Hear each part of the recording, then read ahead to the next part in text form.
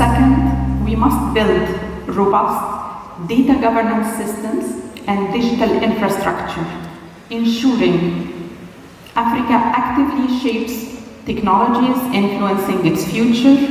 This demands data sovereignty, robust domestic legislation, AI awareness, and strong cybersecurity.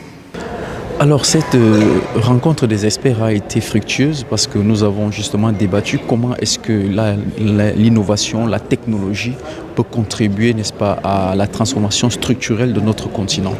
Et lorsque nous parlons de la contribution de l'innovation, de la technologie, de l'intelligence artificielle, ça couvre vraiment tous les domaines, y compris bien évidemment le secrétaire exécutif de la Commission économique l'a relevé tout à l'heure, dans l'optimisation des mécanismes de collecte de la fiscalité au niveau interne et au niveau de la fiscalité des portes.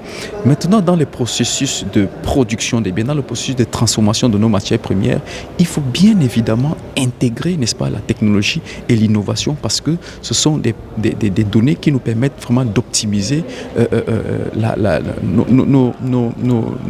rentabilité de nos matières premières.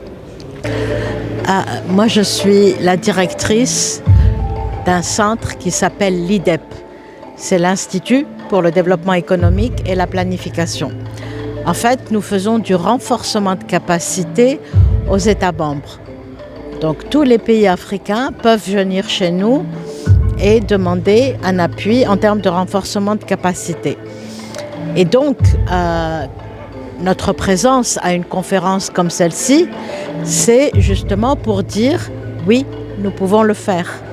Mais nous ne pouvons pas le faire si nous n'avons pas les hommes, les femmes et les institutions qui vont concevoir les programmes et les mettre en œuvre. Donc je pense que, et il a été beaucoup discuté au cours de cette rencontre, de la nécessité de renforcer les capacités dans les domaines qui ont été abordés. ما تنساش تشترك في القناة وتفعل الجرس باش يوصلك جديد الفيديوهات من هسبريس.